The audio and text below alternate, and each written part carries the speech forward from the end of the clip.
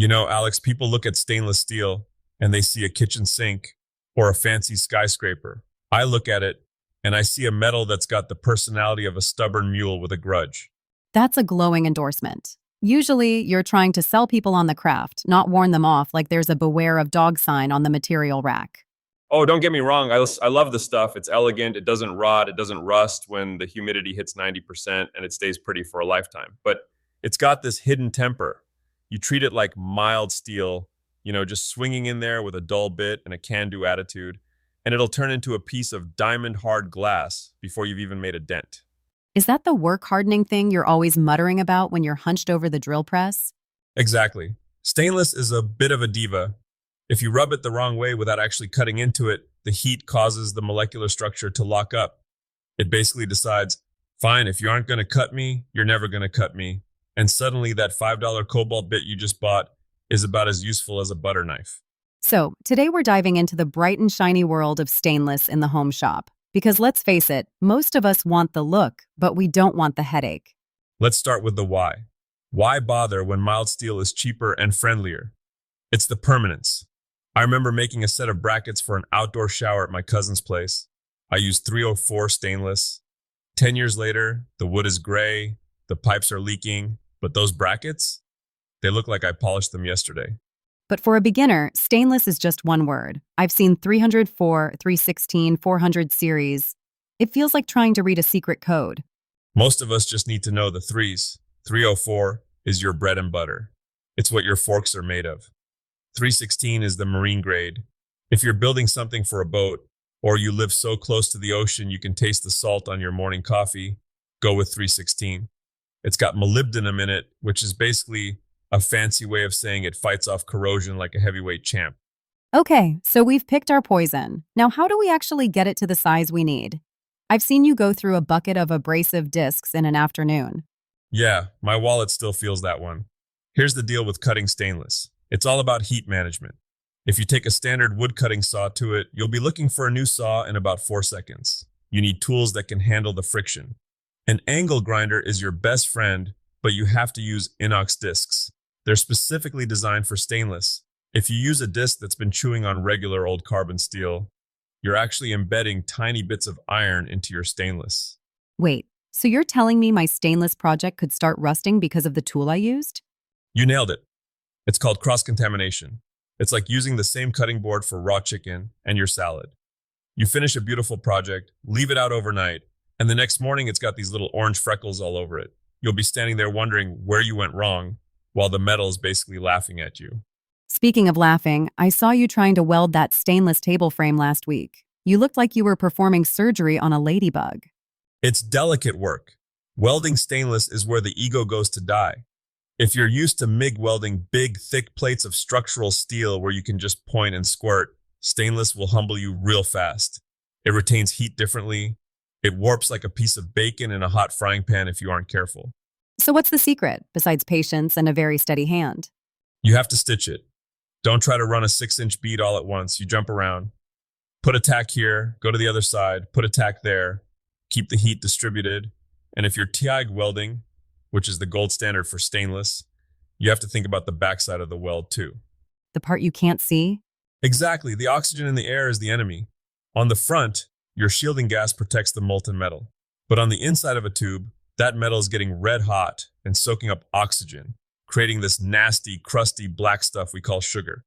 It looks like burnt toast, and it ruins the integrity of the joint. Professional shops purge the inside with argon gas, but in a home shop, you just have to be clever with your heat and maybe use some solar flux. It sounds like a lot of specialized gear. If someone is just starting out, do they really need a $5,000 setup? Absolutely not. You can get into metalworking for less than the cost of a decent mountain bike. My first real shop was a corner of a damp garage with a $100 stick welder and an angle grinder I bought at a yard sale. The most important tool isn't the machine, it's the layout. You're big on the zones thing lately. Tell me why I can't just have one big messy table for everything. Because everything is the enemy of finished. If you're grinding sparks near your finishing area, you're speckling your wood projects with metal dust that will turn into black spots the moment you apply a water-based finish. In a metal shop, you need a hot zone. That's your welding and grinding. It needs to be away from the flammable stuff. You don't want to find out your rag bin is combustible because a spark took a scenic tour across the room. Let's talk safety for a second. Every time I walk in here, I feel like I need a hazmat suit. It's not about fear, it's about respect. Metal doesn't forgive. Those tiny slivers, we call them needles, that come off a stainless grind, they don't just sit on your skin, they embark on a journey to your bone. You wear the leather apron, you wear the face shield, not just goggles, a full shield, and you never, ever wear synthetic clothes. Because they melt? They turn into a second skin of molten plastic if a spark hits them, stick to cotton or leather. I once wore a polyester blend shirt while doing some light grinding. Thought I was being quick. A spark landed right on my chest, and before I could even smell smoke, I had a hole in the shirt and a permanent souvenir on my ribs. There's that hard-won lesson I was waiting for. It's a literal brand, Alex. Okay, so we've cut it, we've welded it, and we haven't set ourselves on fire. How do we make it look like those high-end architectural pieces? Finishing is the magic trick. Stainless is a chameleon. You can give it a brushed look with a Scotch-Brite wheel, something that hides fingerprints and looks industrial chic. Or, if you're feeling particularly masochistic, you can go for the mirror polish. Masochistic sounds about right for the amount of sanding involved. It's a journey. You start with 80 grit to get the scratches out, then 120, 220, 400, 800. By the time you're at 2000 grit, you're basically caressing the metal with a piece of wet silk. Then you hit it with the buffing compound. There's this moment, this tiny window of time, where the cloudiness vanishes and you can suddenly see the ceiling fan reflected in your work. That's the hook. That's why we do this. It sounds like the ultimate test of good enough versus perfect. Stainless will tell you exactly where you got lazy. If you skipped a grit in your sanding sequence, the metal will hold on to that secret until you get to the final polish, and then it'll scream it at you. It's an honest material. It demands you pay attention.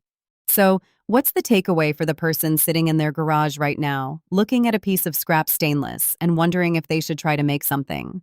Don't be intimidated by the stainless label. It's just metal. It's slower, it's hotter, and it likes to bite back, but the results are forever. Start small. Don't try to build a stainless steel boat on day one. Make a handle, make a bracket, learn how the metal feels when it's cutting well versus when it's fighting you. And maybe buy more than one drill bit? Buy 3 and a bottle of cutting fluid. If you see smoke, you're already losing. You want those nice, long silver curls coming off the bit. If you're making dust, you're just making heat. I think I can handle that. Just no polyester shirts for me. Smart move. Metalworking is about the long game. It's about building things that will outlast us. There's a quiet satisfaction in knowing that 100 years from now, some kid might find that stainless piece you made and it'll still be just as bright as the day you stepped out of the shop. And next time, we're talking about why your lathe is trying to tell you it hates you. Can't wait.